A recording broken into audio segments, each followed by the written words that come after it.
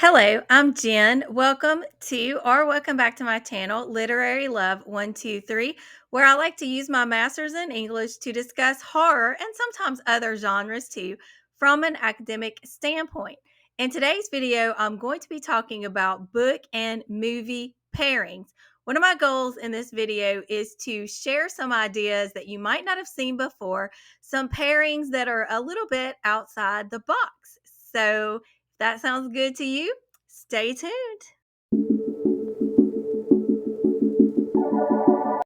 I'm not going to go into a lot of details about the movies or the books because I don't want this video to go on forever because I do have a lot to recommend.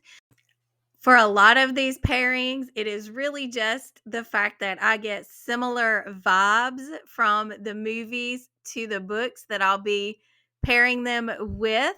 But also, I want to talk a little bit about why I find these, pairings to make sense to me. For that reason, don't expect like an in depth synopsis of each of the movies and books that I'm talking about. You can find that synopsis online if you want to know more. But like I said, I really want to share my thoughts and why I paired them together. And I also don't want to give away any kind of spoilers, which I feel is easy to do in a video where you are comparing books and movies with similar vibes. When I get to the end of this video, I've got a couple of bonus pairings for you. I'm going to be pairing a couple of television series with books. And then the final movie and book pairing that I do in this video is going to feature my favorite book of the year so far. But we're at the beginning now. So without further ado, let's get going. So the first movie I want to talk about is Lake Mungo. And I don't want to say a lot about it because if I give away the ending, it's just going to ruin it all. But this movie is about grief, it's about loss, a mysterious disappearance, a mysterious death, and the idea that maybe the world of the living and the dead is not so separate as we might think it is, that maybe there is a very thin veil that separates the world of the living and the dead. And maybe sometimes we can pass over from one to the other. And maybe sometimes we can see things that haven't happened yet, or maybe things that happened in the past that we're not sure whether they happened or not. So if you like that kind of theme or plot and you like the movie Lake Mungo, then I suggest The Between by Tananarive Due. In this, the main character almost dies as a child, and he struggles the rest of his life pretty much with ideas about, was he really supposed to die? Was he really supposed to be gone then and not still living today? And the kind of consequences and things that he deals with in this kind of between space, right? This existence of liminality, right? Kind of bordering between the world of the living and the world of the dead. And another book also that I want to recommend if you like Lake Mungo is Disappearance at Devil's Rock by Paul Tremblay. It's got very similar themes. Now, I listened to this one on audio a few years ago, so I don't remember a lot of detail about it, but I do know that Paul Tremblay has mentioned Lake Mungo as partially an inspiration for Disappearance at Devil's Rock. So it makes sense that those vibes, are there. So the next pairing that I want to talk about is for those of you who like destination horror movies. Think Hostel, Midsommar, The Ruins, The Descent, that kind of thing. This is a recently released short story collection by one of my favorite authors, Gemma Amore. And this is All Who Wander Are Lost, Destination Horror Stories. This has destination horror for every kind of fan in in that kind of subgenre. You have cryptid creatures, you have uh you have possible vampiric, cannibalistic like creatures. You have this connection to the past again, this state of liminality. Just so many different stories. So, overall, if you're a fan of destination horror movies, then All Who Wander Are Lost by Gemma Amore would be a good choice for you. So, I'm trying to set these books down smoothly, but it may not happen. You may hear like crashing and stuff. So the next pairing I want to talk about is for slasher movies. If you're a fan of Halloween, Friday the 13th, Texas Chainsaw Massacre, Scream, Silent Night, Deadly Night, all those kind of slasher flicks, then I recommend The Final Girl Support Group by Grady Hendrix. I've talked about this in other videos, and I know for a lot of people who read Grady Hendrix, this one is not one of their favorites, but I really did enjoy it. But I am a fan of slashers, so that does help.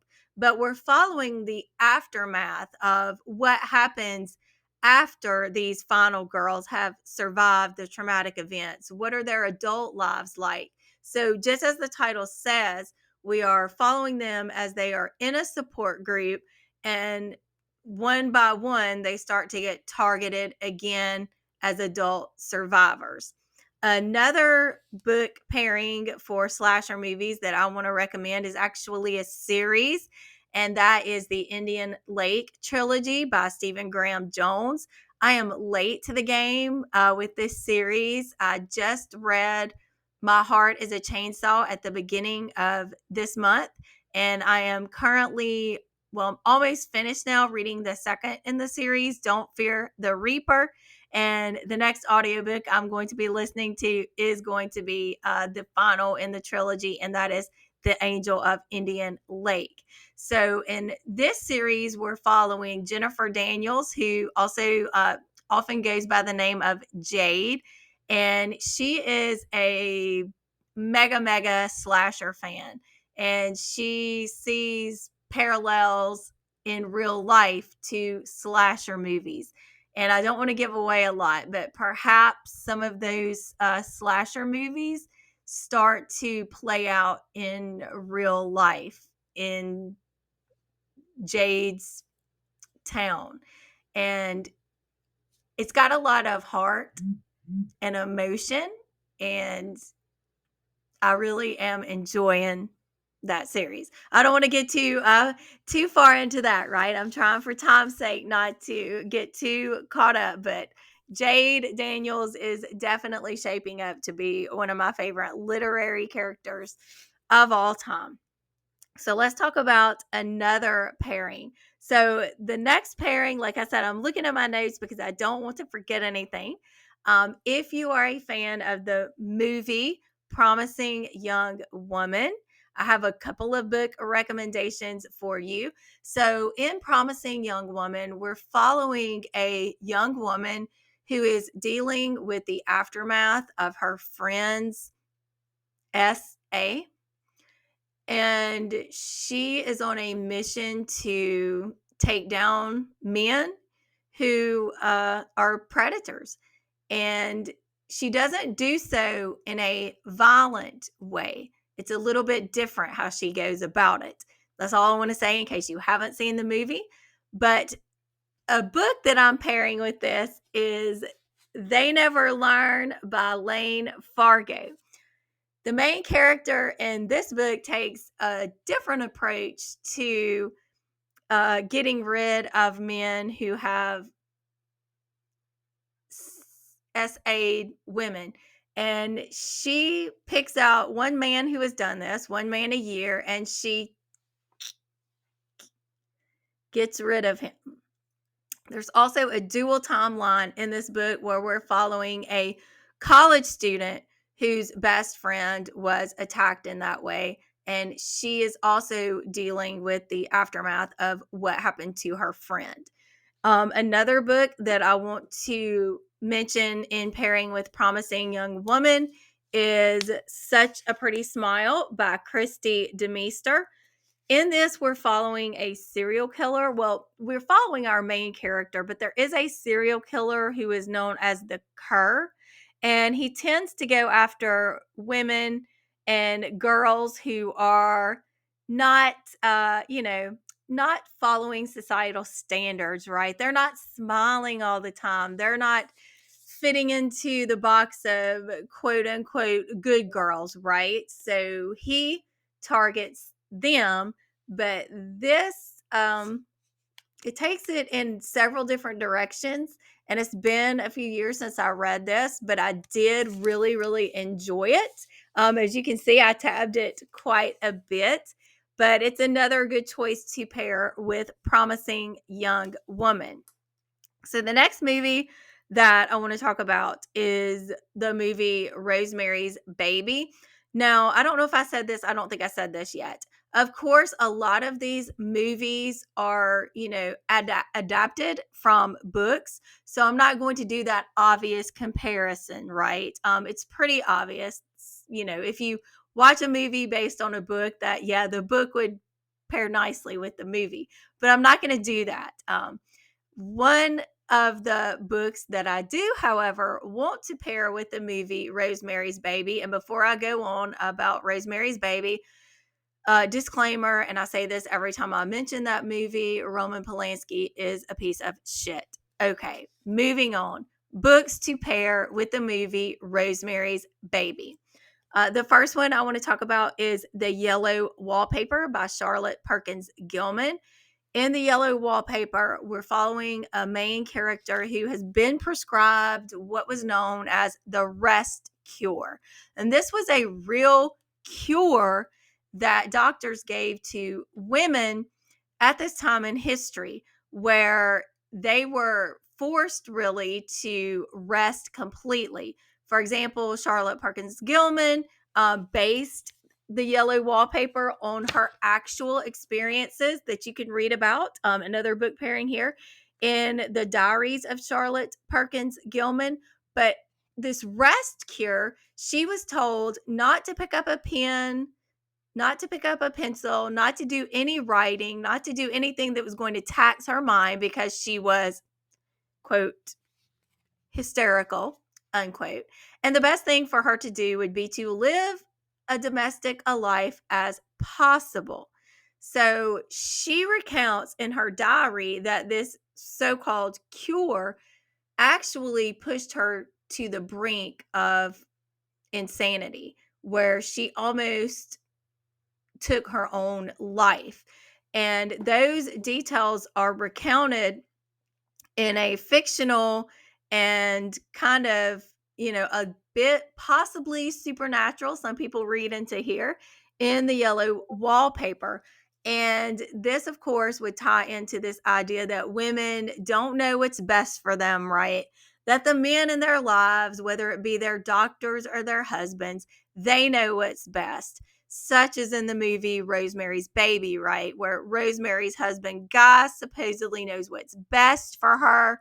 Her male OBGYN knows what's best for her, and no one is really listening to the woman herself who is legitimately experiencing the things that she is talking about. But another book pairing that would go well with Rosemary's Baby is another appearance by Gemma Moore. You'll see her once again a little bit later in my video too, but Full Immersion. In this book, we're following our main character who goes by Magpie. And Magpie is experiencing postpartum, or what they call in the UK postnatal depression.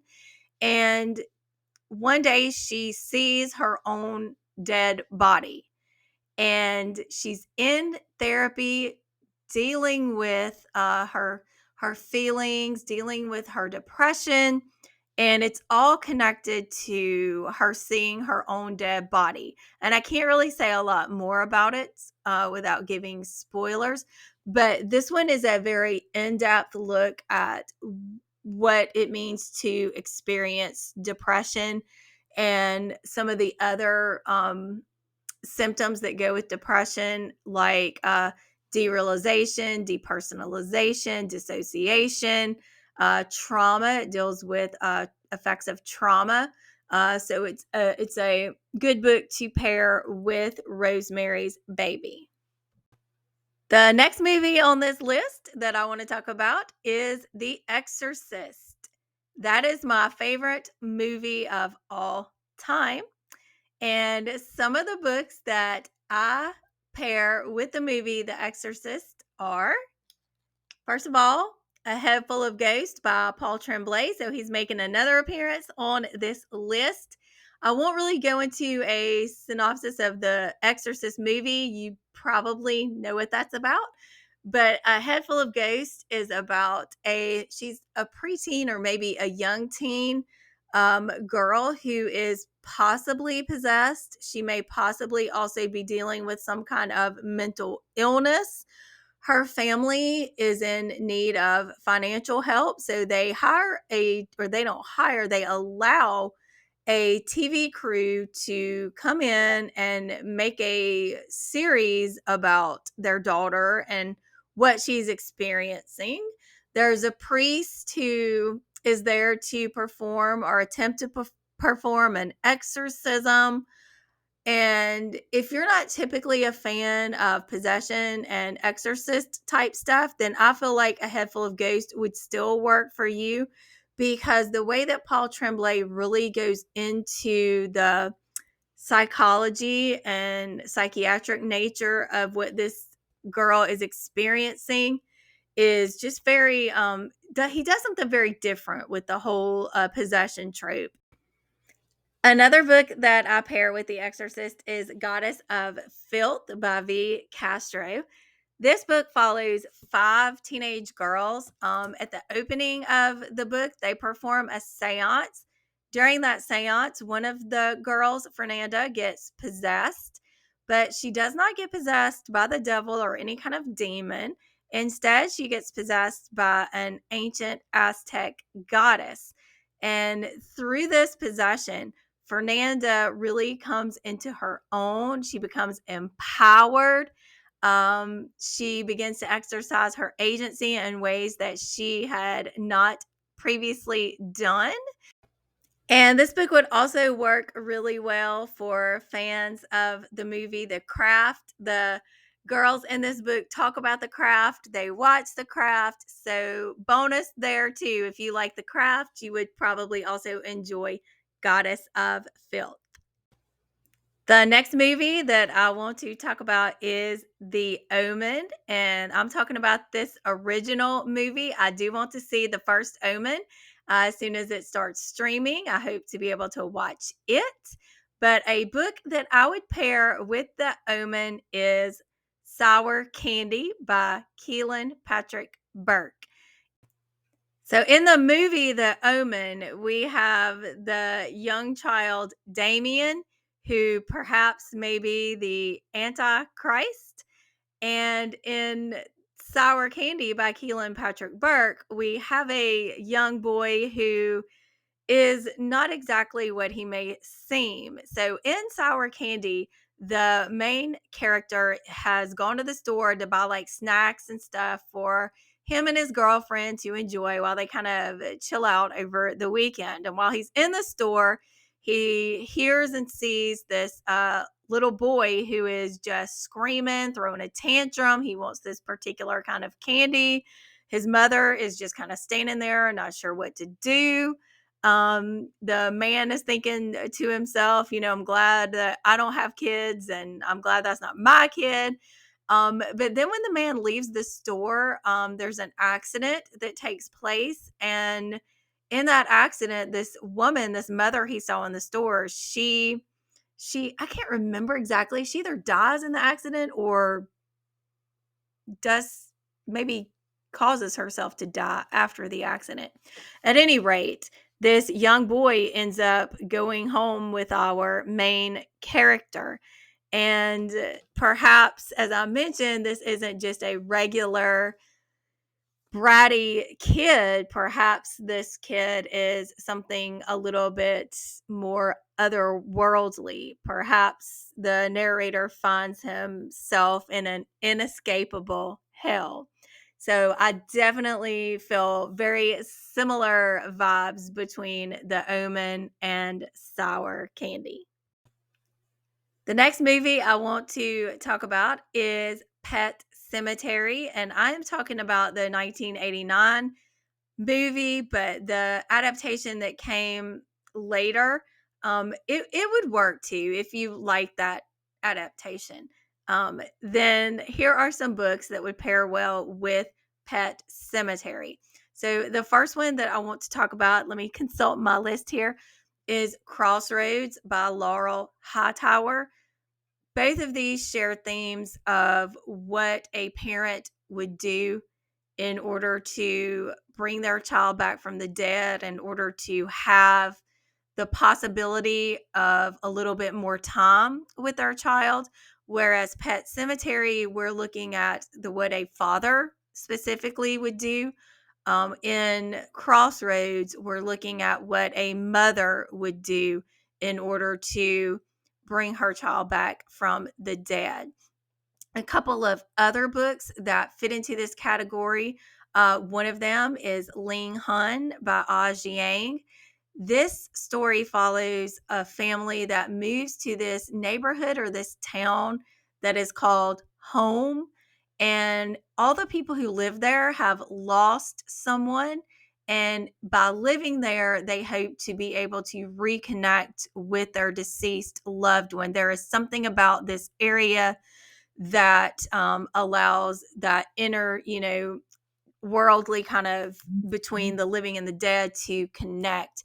And it's very difficult to get in this neighborhood. People will do almost anything to be in this neighborhood, including committing acts of violence against one another.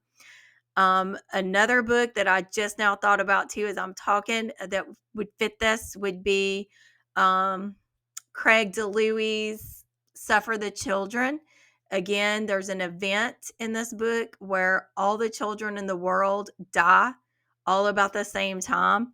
3 days later, they all come back again, and they're a little bit different, kind of like Gage and Pet Cemetery, right? They're a little bit different. And in order to stay alive, they have to have blood. So again, it is about the lengths that a parent would go to for their child. And then the final book I want to talk about in the Pet Cemetery kind of world would be House of Hollow by Crystal Sutherland. I just finished this book.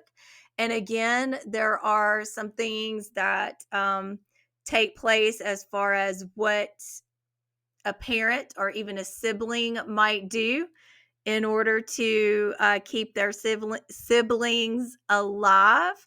And I can't really say much more about it because it would give away the twist and the spoiler. But it's again this idea of crossing over from the living and the dead and what you would do in order to bring back someone that you love. All right, going a little bit lighter for just a moment.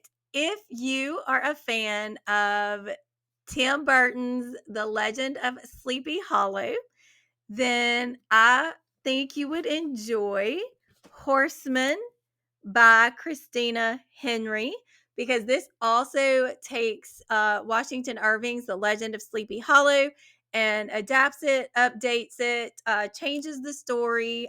Specifically in Horseman, we're following the grandchild of Brom Bones and Katrina, and horrific murders start taking place in Sleepy Hollow, and questions arise about the Headless Horseman.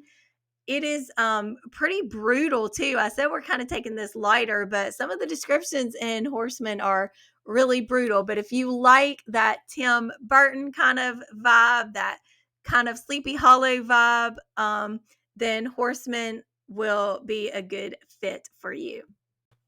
All right, now let's get back to some hellish stuff. And what better way to get back to some hellish stuff than to talk about the movie Hellraiser. If you are a fan of Hellraiser, and specifically this idea of getting something that fulfills your desires, but can also be very dangerous, right? This mix of extreme pleasure and extreme pain, and the danger of giving in to your desire, then I recommend the book of the Most Precious Substance by Sarah Gran. I adore this book. Because it is a little bit fuzzy in my mind, though, I am going to actually read the synopsis of this book so you can see why I feel that it has similar vibes to the movie Hellraiser. A mysterious book promises unlimited power and unrivaled sexual pleasure, kind of like that puzzle box, right? In Hellraiser. If book dealer Lily Albrecht can find it, it's the sale of a lifetime and maybe a ticket to a new life. After an unbearable tragedy, former novelist Lily Albrecht has resigned herself to a dull, sexless life as a rare book dealer until she gets a lead on a book that could turn everything around. The Book of the Most Precious Substance is a 17th century manual on sex magic, rumored to be the most powerful occult book ever written, if it exists at all. And some of the wealthiest people on earth are willing to pay Lily and her partner a fortune to find it, if they can. Will Lily fulfill her own desires and join them? Or will the book destroy her as it has so many others? The Book of the Most Precious Substance is an addictive, erotic thriller about the lengths we'll go to get what we need and what we want. So many Hellraiser vibes in this one. Now I want to talk about two movies. One that is not so good and another one that is really, really great. Both of these movies center on the folklore of La Llorona. The one that is not so great is this one, The Curse of La Llorona. But this one is much better. This other one that I want to mention, and that is just titled La Llorona, and it is a Guatemalan film, and it ties in the folklore of La Llorona with political themes of oppression. And so this one is a much better version of La Llorona to watch than the first one that I mentioned. However, I'm not here to judge. If you like either one of these movies, then I want to recommend to you The Haunting of Alejandra by V. Castro. I'm not going to go into a lot of details about The Haunting of Alejandra. I actually have a personal response video to this book. But in this book, V. Castro uses the folklore of La Llorona and ties that in with a main character who is dealing with depression and suicidal ideation. And it is just so visceral, but yet it is just so powerful and so beautifully written. So I will link that video where I give a personal response to this book down in the description box below. But as I mentioned, if you like either one of the La Llorona movies, then I suggest checking out The Haunting of Alejandra. The next couple of pairings that I'm going to do now are going to be television series paired with books. And then I still have coming the very last pairing that I'm going to do will be my favorite book of the year so far with a movie. Now, the first series that I want to talk about is Mike Flanagan's Midnight Mass series. If you enjoyed Midnight Mass, then this is probably a pretty obvious comparison, but Salem's Lot by Stephen King, because both deal with certain bloodthirsty type creatures coming to small towns and wreaking havoc there. So, another pairing that I want to make with Midnight Mass is nestlings, but this time the terror takes place in an apartment building. But there's this same theme of vampiric creatures. Now, nestlings would also pair well with Rosemary's Baby because of the whole New York City apartment setting and something sinister happening in the apartment. The next TV series, this was actually a docu-series, and that docu-series is The Staircase, where the question is asked whether or not this man um, murdered his wife or whether it was an accident when she fell down the staircase. A book that pairs with that is The Folly by Gemma Amore. Yes, making her third appearance on this list. So, in The Folly, the main character is going to pick up her father, who has been imprisoned for, I forgot exactly how many years, but it's been a few years that her father has been in prison for the murder of her mother. But she has always believed in her father's innocence. His conviction ends up getting overturned. And so she goes to pick him up, and they move to a folly, which is kind of like a lighthouse structure, but it's where you actually would live at a permanent residence. But it is built, as you can see here, just like this structure that looks like this. So each floor would just have like one room on it. But after they moved to the Folly on the coast of Cornwall, this main character begins to experience some strange things, and she begins to question her father's guilt or innocence. She has to confront things from her past, and it is considered to be like a coastal gothic story. So it contains themes such as the past haunting the present, a damsel in distress, an isolated setting, all those good gothic vibes. Finally, we have made it to the last movie and book pairing that I want to talk about in this video. That movie is It Follows. And the book that I am pairing with It Follows is my favorite book of the year so far, The Haunting of Velkwood by Gwendolyn Keist. So, in the movie It Follows, we have our main character, Jay. She is being haunted literally by this figure that was passed on to her after she had intercourse with her date.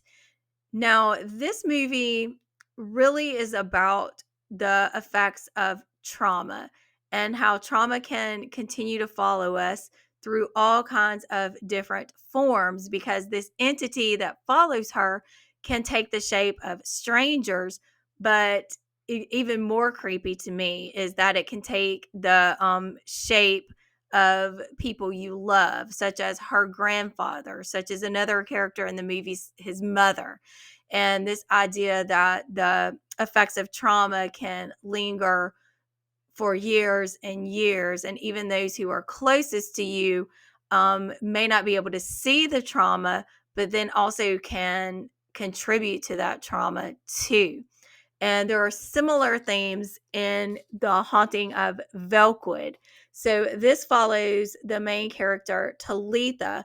And when we open up, it's been 20 years ago that the neighborhood in which she and her two best friends grew up, the neighborhood was just one night covered with this veil, and no one can get out and no one can get in.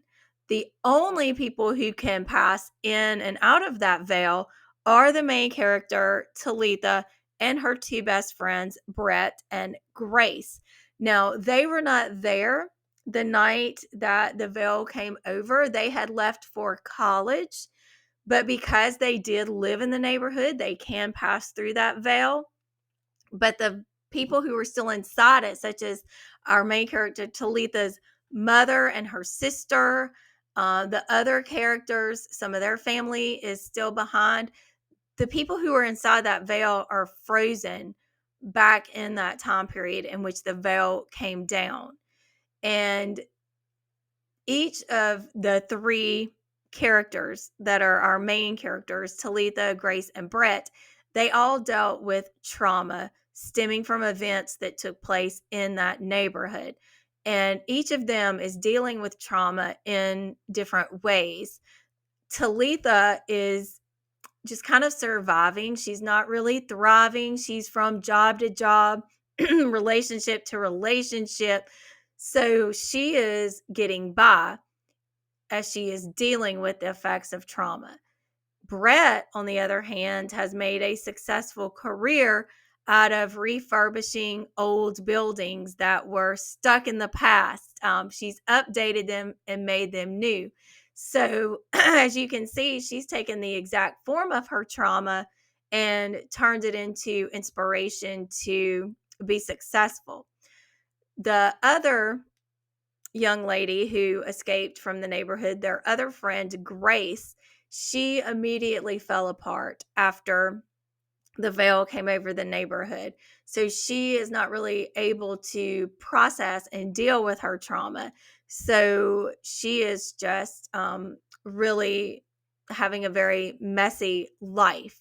And it really points to the way that people deal with trauma differently, whether they just kind of zone out like Talitha and just kind of get by, whether they take the trauma they experienced and use that as a way to overcome it by kind of tying it into their success, like Brett, or like Grace, who is unable to process everything and just completely falls apart.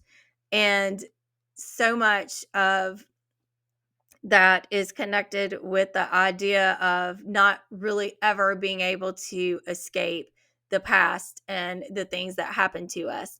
So I feel like The Haunting of Velkwood shares a lot of similarities with It Follows. So I hope you have enjoyed this movie and book pairings video. I hope that you found some pairings that you had not heard of before. Please let me know if you have other movies and books that you think pair well together. I love those kind of videos. And so let me know.